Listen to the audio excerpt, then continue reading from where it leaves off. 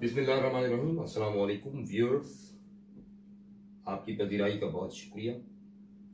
जिस तेज़ी के साथ with in 18 days more than 1000 subscribes हो गए हैं, तो ये लगता है कि चैनल तरक्की करेगा और आप लोगों को भी फ़ायदा पहुंचेगा इंशाल्लाह ताला। कमेंट्स करते रहिए, बहुत सारे कमेंट्स आ रहे हैं, बहुत सारी फरमाइशें आ रही हैं। इंशाल्लाह बहुत जल्द अब लेक्चर्स डाउन अपलोड होंगे और आप तक पहुंचेंगे। DD2 डायरेक्ट एंड इनडायरेक्ट का सेकंड लेक्चर है। सीक्वल हमारा DD2 है यहाँ पर, और हमने फर्स्ट पार्ट में DD1 में हमने देखा था what were the changes in the reporting work, और आज हम देखेंगे changes in the reported speech. Reporting work में चेंजेस तो हमने कर ली थी, आज हम देखेंगे changes in the reported speech. Reported speech में क्या चेंजेस होंगी, ठीक है। अब रिपोर्टेड स्पीच में चेंजेस जो भी होंगी वो डिपेंड करती हैं रिपोर्टिंग वर्क पर। अच्छा, रिपोर्टिंग वर्क क्या था? स्पीकर, स्पोकन टू, इनका रेफरेंस कहलाता है रिपोर्टिंग वर्क, इसमें और कुछ नहीं है। रिपोर्टेड स्पीच में हमें जो भी चेंजेस करनी है हम देखेंगे रिपोर्टिंग वर्क को, उसके लिहाज से होंगी। तो आइए करते हैं। रिपोर्टेड स्पीच में एंटर होने के लिए सबसे पहले तो आपको करना पड़ेगा इसे अनलॉक, यानी रिमूव द कोटेशन मार्क्स। ये कोटेशन मार्क्स हैं, इन्वर्टेड कॉमास नहीं है। मेरे पहले लेक्चर में देखिएगा, मैंने डिटेल बताई है। तो सबसे पहले तो आप कोटेशन मार्क्स को रिमूव कर देंगे, इनडायरेक्ट स्पीच में नहीं आते। अच्छा जी, नंबर 2, प्रोनाउन में चेंजेस क्या होंगी। अब जो लोग जानना चाहते हैं वो मेरे प्रोनाउन का जो लेक्चर है BG3 वो जरूर देखिएगा। BG3 में, बिगिनर्स 3 में प्रोनाउन के केसेस वगैरह मैंने एक्सप्लेन किया। पर यहां भी बता दूंगा प्रोनाउन में चेंजेस किस तरह से होंगी। अब आइए जरा इसको देखे चलते हैं। यहां पर सेड भी हो सकता है और सेज भी हो सकता है और फ्यूचर भी हो सकता है, ही विल से, लेकिन अमूमन प्रेजेंट या पास्ट होता है। ही सेज टू मी और ही सेड टू मी, ठीक है ना। अच्छा जी, अब प्रोनाउन में चेंजेस क्या होंगी, तो याद रखिए एक बात बेटा, first person pronoun, second person pronoun, third person pronoun, यह आपने नाम सुना, किसे कहते हैं? फर्स्ट पर्सन प्रोनाउन कौन होता है? स्पीकर। फर्स्ट पर्सन प्रोनाउन कौन होता है? स्पीकर, ठीक है भाई। मैं बात कर रहा हूं तो इस कलाम में, इस गुफ्तगू में पहला शख्स तो मैं ही हूं, मुतकल्लिम। मैं बात कर रहा हूं, मुखातिब मैं हूं, तो फर्स्ट पर्सन मैं हूं, बात मैंने शुरू की। आपसे बात कर रहा हूं, आप सेकंड पर्सन। स्पोकन टू, जिससे बात की जा रही है वो स्पोकन टू, ठीक है। और थर्ड पर्सन स्पोकन ऑफ, जिसकी बात की जा रही है वो third person spoken of. Speaker मैं, स्पोकन टू आप, और हम बात कर रहे हैं डायरेक्ट एंड इनडायरेक्ट स्पीच की, दैट इज स्पोकन ऑफ, ठीक है। पर्सन का मतलब यहां आदमी नहीं है, याद रखिए, ग्रामर की टर्मिनोलॉजी है। फर्स्ट पर्सन स्पीकर होगा, सेकंड पर्सन स्पोकन टू होगा, third person may be a person, a man, a woman, a thing, whatever. आदमी नहीं तो कोई शख्स हो, कोई पर्सन। पर्सन का मतलब यहां पर कोई भी चीज जिसके बारे में बात हो रही है वो थर्ड पर्सन। अच्छा जी, अब ये उसूल याद रखिएगा, और अगर ये उसूल याद है आपको कि फर्स्ट पर्सन स्पीकर को कहते हैं, सेकंड पर्सन स्पोकन टू और थर्ड पर्सन स्पोकन ऑफ, तो मेरा ख्याल है आपके लिए सीखना आसान हो जाएगा। प्रोनाउन में चेंजेस इसी तरह से होंगी, जैसे देखिएगा रिपोर्टेड स्पीच में ये प्रोनाउन आई और ये प्रोनाउन है यू। आई क्या है? First person speaker. तो फर्स्ट पर्सन स्पीकर होता है, कौन कौन होते हैं? आई और वी। अब इसके डिफरेंट केसेस भी हैं। ये तो मैंने सब्जेक्टिव या नॉमिनेटिव केस लिखा है, इसका ऑब्जेक्टिव केस भी होता है, पॉसेसिव एडजेक्टिव भी होता है, पॉसेसिव प्रोनाउन भी होता है, रिफ्लेक्सिव केस भी। वो प्रोनाउन वाले लेक्चर में डिटेल देखिएगा, फिलहाल बता रहा हूं आई और we. Second person you, singular भी यू, प्लूरल भी you. You is the only pronoun which is common number.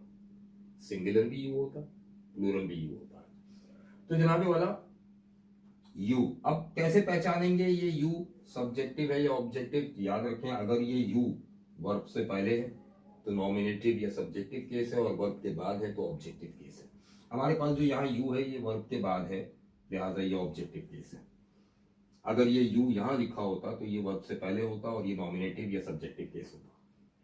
Third person जो है ये he, she, it, they, he, she, it और दे, कुछ भी हो सकता है, लिहाजा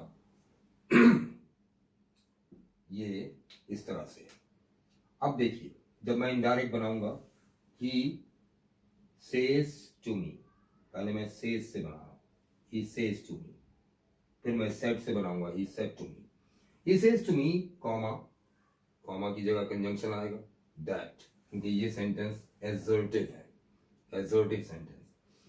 तो दैट आ गया, कोटेशन मार्क्स रिमूव हो गए। आई फर्स्ट पर्सन है यानी स्पीकर, यानी ये आई कौन है? स्पीकर। तो ही अपने आप को आई कह रहा था, मैं तो उसे ही कहूंगा। एक्चुअल लॉजिक ये है, ही ने अपने आप को आई कहा था जब बात की थी, मैं तो ही को ही कहूंगा भाई, ही। और इसी तरह ये वाला यू जो है, यू क्या है?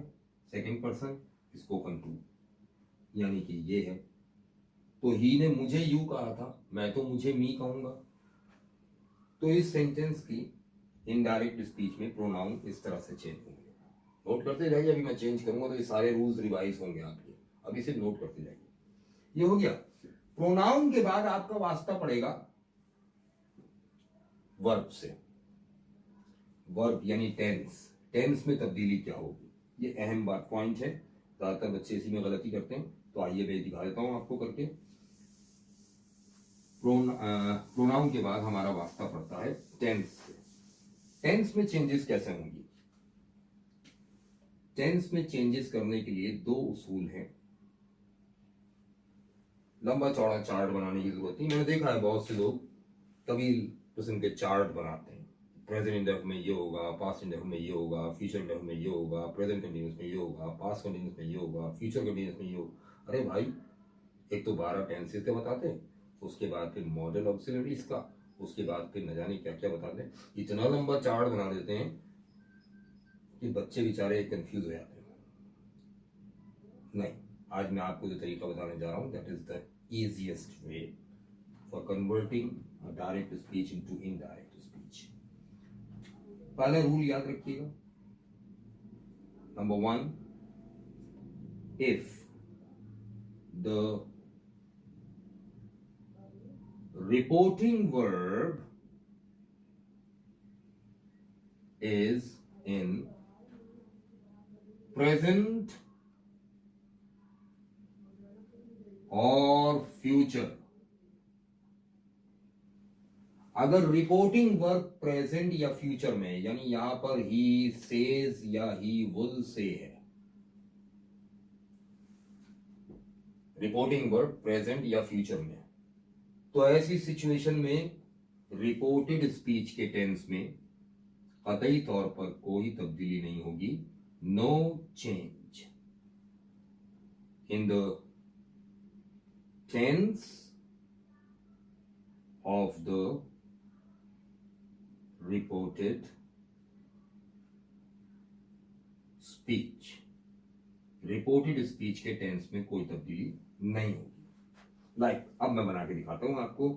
ही सेज, अब मैं यहां पर अज्यूम कर रहा हूं कि मेरे पास जो डायरेक्ट स्पीच थी वो थी ही सेज टू मी। ये कंडीशन थी। He says to me I help you yesterday, अब मैं इनडायरेक्ट बना रहा हूं, ही आ गया, says to, spoken to given है इसलिए सेज टू किस में चेंज होगा, टेल्स में, but this is not necessary, this is not hard and fast. मैंने कहा था रिपोर्टिंग वर्ब की चेंजेस डिपेंड करती हैं रिपोर्टिंग पर्सन पर, मैं चाहूं तो सेज टू ही रहने दूं। He tells me, comma replace होगा कंजंक्शन से, दैट, कॉमा की जगह क्या आएगा, that, he tells me that.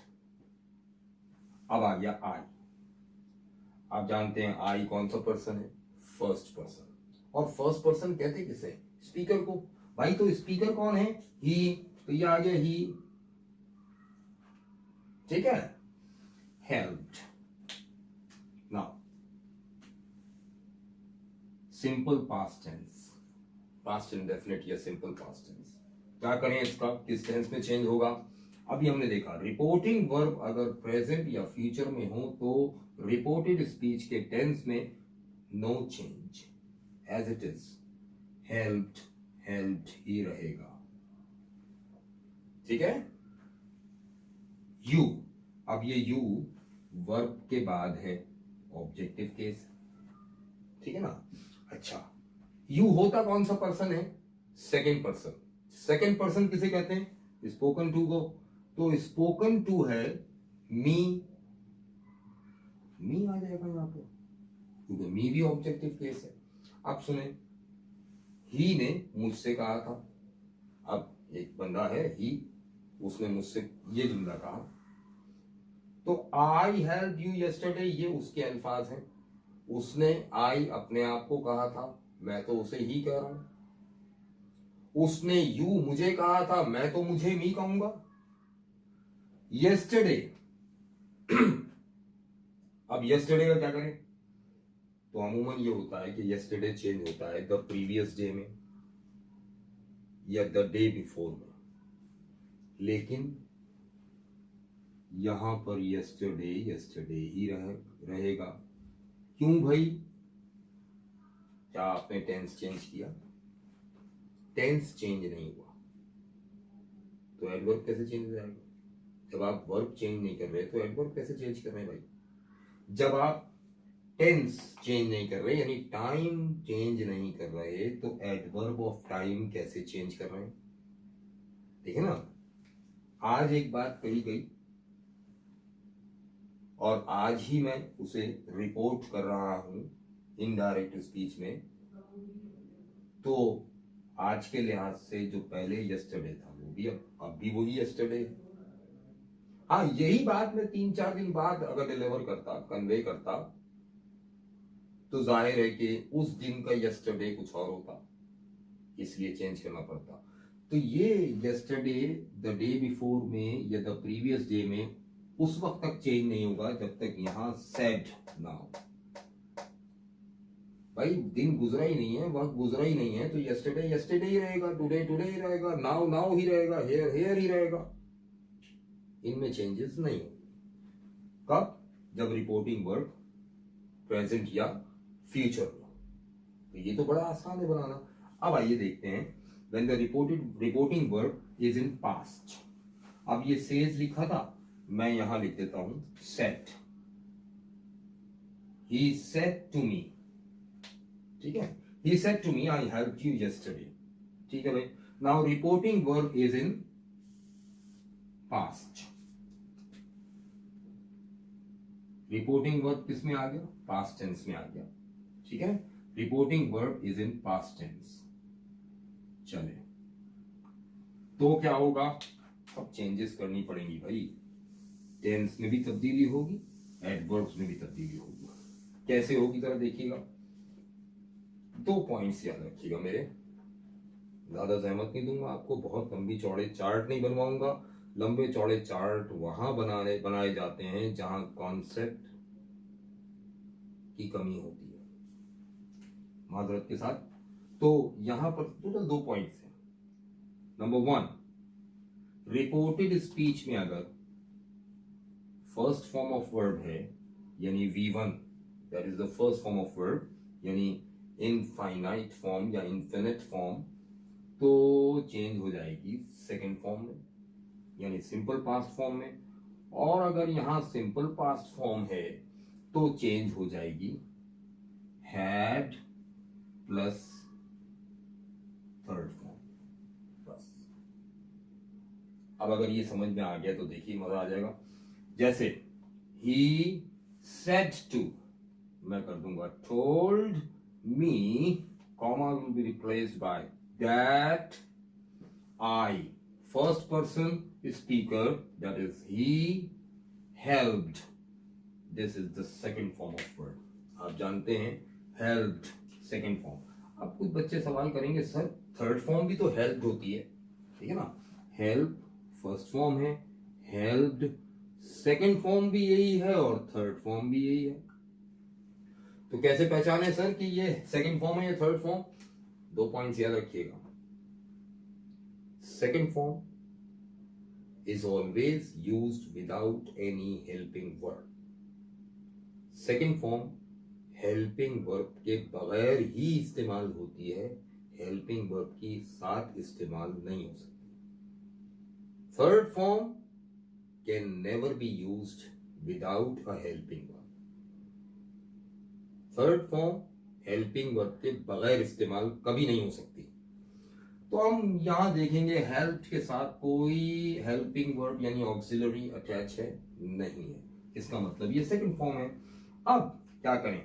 Second form will be changed into had plus third form because here we have the reporting verb in past tense, had plus third form of helped. You, second person is always spoken to, here the spoken to is me आ गया। yesterday, अब देखो जिस दिन ये बात कही गई थी ना वो दिन था संडे का, तो yesterday का मतलब क्या हुआ? सैटरडे, ठीक है। मैं आज ट्यूसडे के दिन इस बात को इनडायरेक्ट स्पीच में कन्वे कर रहा हूं, आपको अपने वर्ड्स में नरेट कर रहा हूं। तो जब मैं नरेट कर रहा हूं अपने वर्ड्स में तो आज ट्यूसडे है, अगर मैं अब भी यस्टरडे कह रहा हूं तो इसका मतलब मैं सैटरडे की बात नहीं कर रहा हूं, क्योंकि ट्यूसडे के लिहाज से यस्टरडे क्या होगा? मंडे। तो यहां तो उस दिन का सैटरडे, उस दिन का प्रीवियस डे है ना, तो मैं यहां पे कहूंगा द प्रीवियस डे। अच्छा, द प्रीवियस डे कह लें या द डे बिफोर, यानी जिस दिन ये बात कही गई थी उससे एक दिन पहले, ठीक है। इस तरह से हम चेंजेस करते हैं। नेक्स्ट लेक्चर में इसकी मैं प्रैक्टिस करके दिखाऊंगा आपको, मुख्तलिफ टेंसेस और मुख्तलिफ किस्म के सेंटेंसेस लाऊंगा मुश्किल, और फिर उनको करके दिखाऊंगा आसान तरीके से। और इंशाल्लाह ये जो एडवर्ब्स की तब्दीलियां हैं ये भी मैं एक दफा लिखवा दूंगा आपको, तो आसान हो जाएगा आपके लिए। मेरा ख्याल है यहाँ तक आपकी समझ में आ गया होगा। नेक्स्ट लेक्चर का इंतजार कीजिए, DD3 का मजीद डिटेल लेकर आ रहा हूँ मैं डायरेक्ट एंड इनडायरेक्ट स्पीच की। सब्सक्राइब करना ना भूलें और लाइक करना ना भूलें। बहुत बहुत शुक्रिया।